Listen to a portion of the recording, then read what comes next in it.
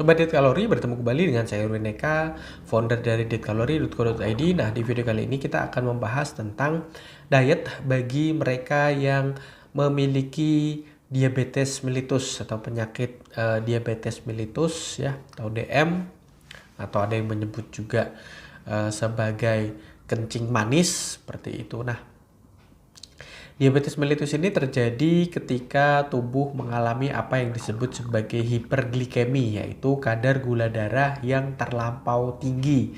Biasanya diperiksa ya, diambil sampel darahnya, terkadang harus melakukan puasa supaya bisa tahu ya kadar gula darah dalam diri seseorang. Nah, diabetes ini dibagi menjadi tipe 2, 1 dan 2, sorry ya, dibagi menjadi 2, jadi yaitu tipe 1 dan tipe 2. Tipe 1 dan tipe 2 memiliki perbedaan ya.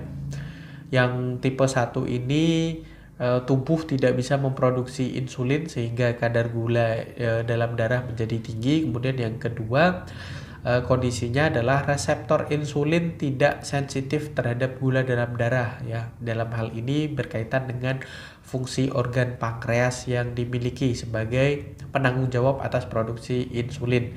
Nah, biasanya ya diabetes mellitus ini disebabkan oleh gaya hidup yang tidak sehat ya, terus kemudian berkaitan dengan riwayat diabetes yang dimiliki dalam keluarga dan juga obesitas. Nah, obesitas inilah kenapa penting juga ya kaitannya dengan berat badan dan juga dengan diabetes mellitus ini. Orang yang memiliki obesitas kecenderungan untuk diabetes mellitus cukup tinggi seperti itu. Nah, diet bagi penderita diabetes mellitus atau diet DM sering semacam seperti itu memang diharuskan. Jadi perlu diluruskan juga ya, definisi diet ini bukan hanya serta-merta berkaitan dengan berat badan saja.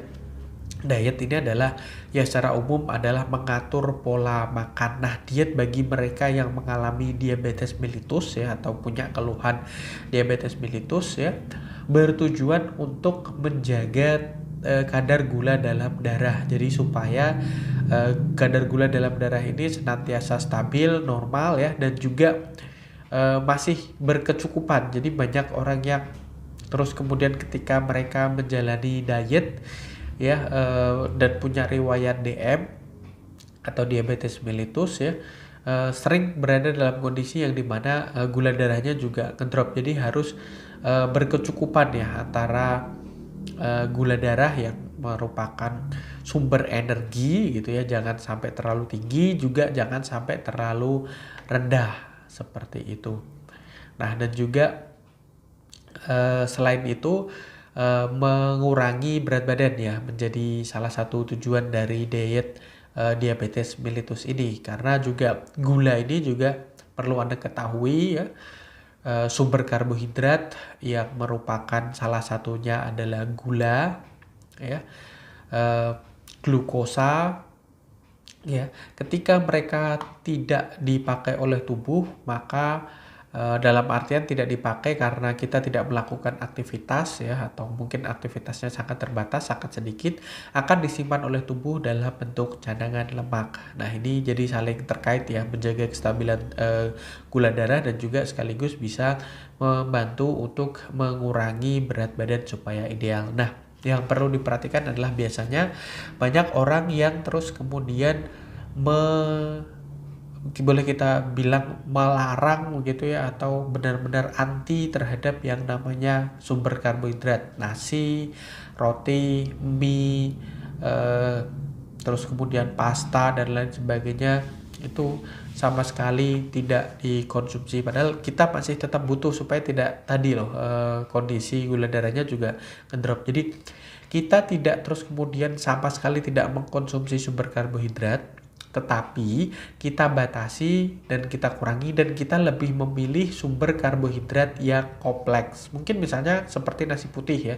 Nasi putih ini simplex ya, simple, karbohidrat sederhana yang mudah diurai, yang mampu untuk melonjakkan kadar gula dalam darah. Jadi sebaiknya memang tidak terlalu sering dikonsumsi juga jumlahnya tidak terlalu banyak. Mungkin bisa diganti dengan yang lebih kompleks, misalnya singkong, ubi, beras, atau mungkin nasi. Bisa diganti dengan nasi merah atau nasi hitam dan lain sebagainya, semacam seperti itu. Dan juga Anda harus memperhatikan ya jadwal pola makannya, terus kemudian eh, bagaimana supaya Anda bisa mengkonsumsi serat ya, atau makanan-makanan yang mengandung vitamin, mineral ya, buah dan sayur, dan tentu saja ya gula, kecap, makanan manis atau apapun harus benar-benar ditekan ya. Kalau Anda terbiasa mengkonsumsi makanan manis, mungkin bisa dengan mengganti gula yang rendah kalori, rendah kandungan gulanya, supaya tadi ya kadar gula dalam darah senantiasa terjaga, dan juga sekaligus ya untuk menurunkan berat badan juga, karena ya ketika kadar gula dalam makanan yang Anda makan itu tinggi, otomatis kalorinya juga tinggi dan otomatis lebih berpeluang untuk menaikkan berat badan seperti itu. Oke ya, saya rasa itu semoga bermanfaat. Jangan lupa like, comment, dan share serta subscribe dan follow sosial media kami yang ada di bawah ini. Dan sampai bertemu kembali dengan saya Erwin Eka dari dietkalori.co.id.